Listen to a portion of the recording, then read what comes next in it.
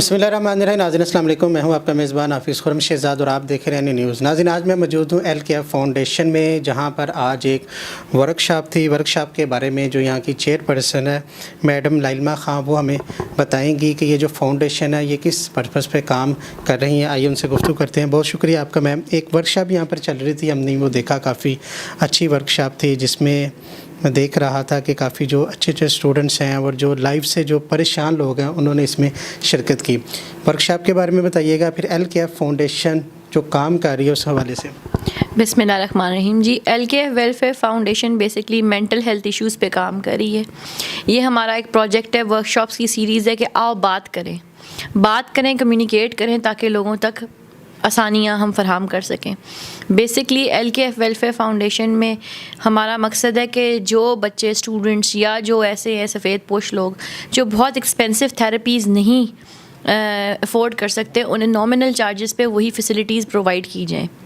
ठीक है, मैं बाय प्रोफेशन काउंसलर हूँ और हलीमा बीबी जिन्होंने कंडक्ट किया है वो माशाल्लाह साइकोलॉजिस्ट हैं, सीनियर क्रिमिनल साइकोलॉजी हिप्नोथेरेपिस्ट हैं। और LKF वेलफेयर फाउंडेशन की बुनियाद मैंने अपने बेटे अवाब महमूद की वजह से लगाई, क्योंकि वो डायग्नोज हुआ से आज से 10 साल बल्कि आज से 12 साल पहले ऑटिज़म से। और सुबह जो LKF वेलफेयर स्कूल है वो अंडर प्रिविलेज बच्चों के लिए यूनिफॉर्म की सहूलियात और थेरेपीज़ फ्री प्रोवाइड करता है। ठीक है, हमारे पास 20 से 25 बच्चे हैं इस टाइम, और हम मंथली फ्री कैंप करते हैं। हर मंथ हम फ्री कैंप करते हैं। ओवरऑल पाकिस्तान पंजाब में अब तक हम 7000 पेशेंट्स देख चुके हैं डिफरेंट कैंप से। मकसद ये है कि शाम में हमने क्लिनिक बनाया जिससे फ़िज़ियो का और जिस्मानी और जहनी अमराज को कवर करें।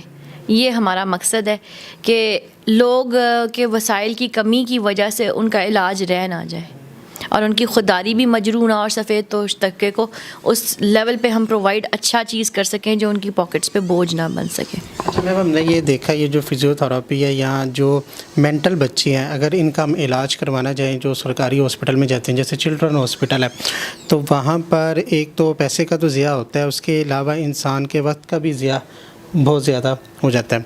तो यहाँ पर ये अगर प्राइवेट हॉस्पिटल की सहूलत मिल जाए, इतने अच्छे उनको वो डॉक्टर मिल जाए, तो उसमें ये है कि ये काफ़ी एक्सपेंसिव नहीं हो जाता है कि यहाँ फिर आप वहाँ उनको फ्री इलाज मुहैया करते हैं। जो अफोर्ड नहीं कर सकते उनको हम फ्री। और एक चीज़ मैं आपको ऐड करूँगी कि गवर्नमेंट भी अपना रोल प्ले बहुत अच्छा कर रही है, लेकिन गवर्नमेंट के ऊपर लोड ही इतना ज़्यादा है। अगर हम जैसे लोग उनका लोड शेयर करते हैं तो इसमें कोई बुराई नहीं है। और यहाँ पे जो अंडर प्रिविलेज्ड हैं, यानी जो बेचारे नहीं अफोर्ड कर सकते, उनको फ्री देखा जाता है। और जो अफोर्ड ज़्यादा नहीं कर सकते उनको, मैंने आपको बताया, बड़े मुनासिब उनके साथ चार्ज किया जाता है ताकि सबको सहूलत मुस्तफ़ीद हो सके। That's it. अच्छा, ये जो एक जिस तरह हम नॉर्मल हैं, इस तरह जो बच्चे हमसे जो चंद कदम पीछे रह जाते हैं, इनको क्या नाम है टाइम देना, इनको जो डॉक्टर ने देखना, ये एक खिदमत खलक भी है। तो आप जो लोगों को प्रोवाइड कर रही हैं, ये खिदमत खलक भी कर रही हैं, तो इसमें फ़ंडिंग कौन कर रहा है? साथ में अपने आप से ये कर रहे हैं? फ़ंडिंग अल्लाह ताला करा रहा है। फ़ंडिंग माशाल्लाह मेरी फैमिली, मेरे हस्बैंड, उनके दोस्त और माशाल्लाह डोनर्स हैं जो मेरे क्लास फेलोज़ हैं, मेरी टीचर्स हैं, एजुकेशनिस्ट हैं। देखिए, तिनका दरिया बनता है। ये अल्लाह ताला से तिजारत कर रहे हैं, इसमें फ़ंडिंग खुदा खुद मतलब मनसूबुल इसबाब है और सबब बनाता है। और अभी गवर्नमेंट से माशाल्लाह ये रजिस्टर्ड है, NOC है इसकी, लेकिन अभी तक हमने कोई इंटरनेशनल फ़ंडिंग नहीं ली। लेकिन मैं चाहती हूँ कि लोग एक एक बच्चे की कफ़ालत भी पकड़ें, तो 20 बच्चों के कफ़ील एक एक बंदा बनता है, तो अल्लाह खैर करेगा इंशाअल्लाह ताला।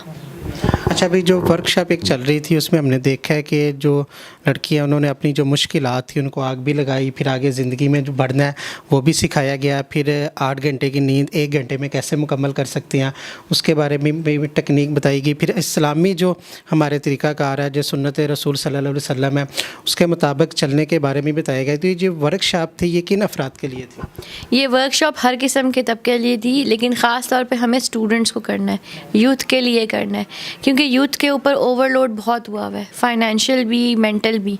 तो उन बच्चों को रिलीफ़ के वो सेल्फ मोटिवेटेड कैसे हो सकते हैं और अपने आप को ऑटो रिलीफ़ डिप्रेशन से कैसे कर सकते हैं, क्योंकि डिप्रेशन एक मायूसी है और मायूसी तो हमारा तवक्कुल है, कुफ्र है।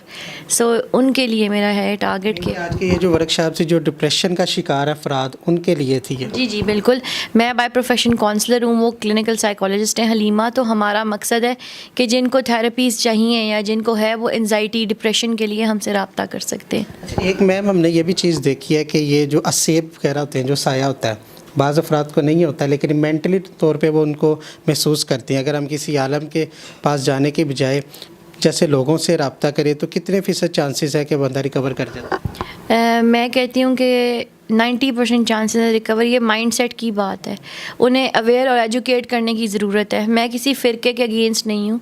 دوا کے ساتھ دعا کی ضرورت ضرور ہوتی ہے. قرآن شریف کا ایک اپنا رول ہے ہماری زندگیوں میں. ہم آیتیں سنیں اور اس سے بھی ریلیف ہوتا ہے ڈیفینیٹلی، بٹ دوا کی بہت ضرورت ہے اور گائیڈنس کی ضرورت ہے.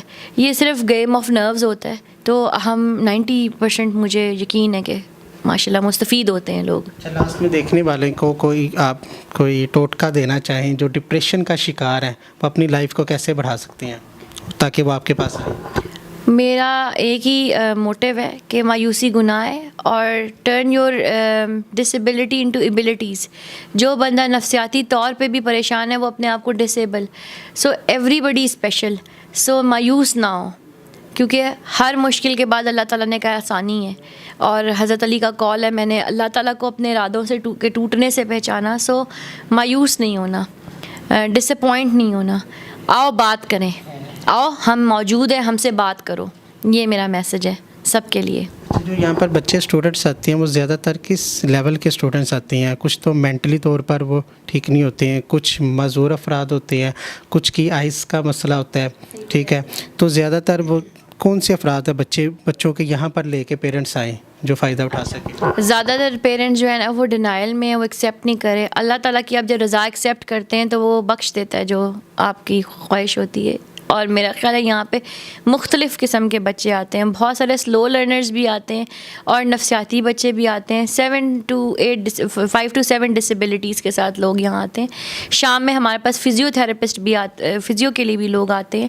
اور نفسیاتی طور پہ اڈلٹس بھی آتے ہیں شام کے کلینک پہ، جن کو ذہنی طور پہ کوئی ڈپریشن یا کوئی اسپیچ تھراپی کے لیے لوگ آتے ہیں، بیہیویئر تھراپی کے لیے آتے ہیں اور آکوپیشنل تھراپی کے لیے بھی آتے ہیں. سو مختلف قسم کے لوگ یہاں پہ اپروچ کرتے ہیں. اور ہم سبھی اسپیشل ہیں. ہم سب کی زندگی میں ہم سب کو کبھی نہ کبھی مشکلات کا یا مایوسی کا سامنا کرنا پڑتا ہے. تو ڈپریشن کوئی ایسی بات نہیں ہے، کوئی مہلک چیز نہیں ہے کہ جسے آپ ایڈریس نہ کر سکیں. That's it. بہت شکریہ آپ کا. Thank you. جزاک. جی میڈم حلیمہ میرے ساتھ موجود ہیں جو ڈپریشن کا شکار افراد ہیں. ان کے لیے آج ورک شاپ تھی، یہ ان کو اسپیچ کر رہی تھی. کافی حد تک انہوں نے ان کو ڈپریشن سے ان اسٹوڈنٹس کو نکالا ہے.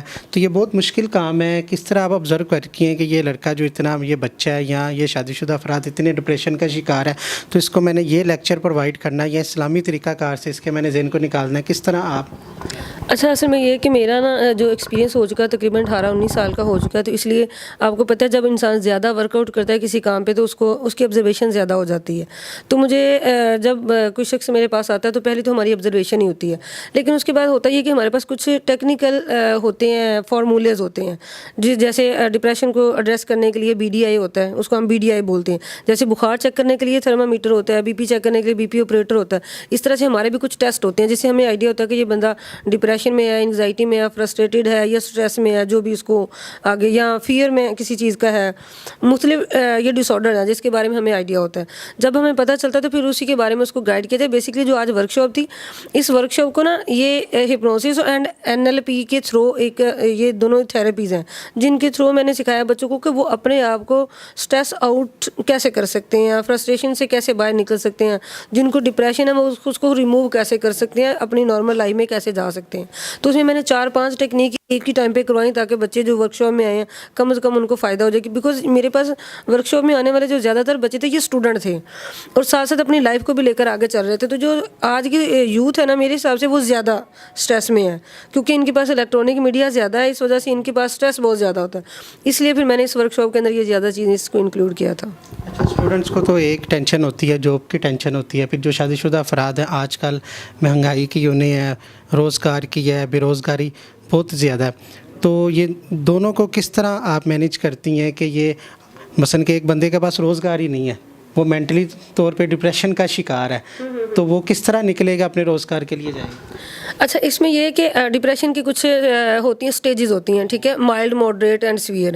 کچھ کو بارڈر لائن ہوتا ہے, میں بارڈر لائن کاؤنٹ کرتی ہوں جس کو ہلکا پھلکا ہوتا ہے.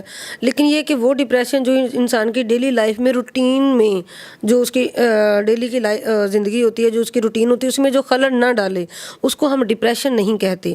وہ ایک عام زندگی, اس کو اداسی کہہ سکتے ہیں, پریشانی کہہ سکتے ہیں, لیکن ڈپریشن نہیں.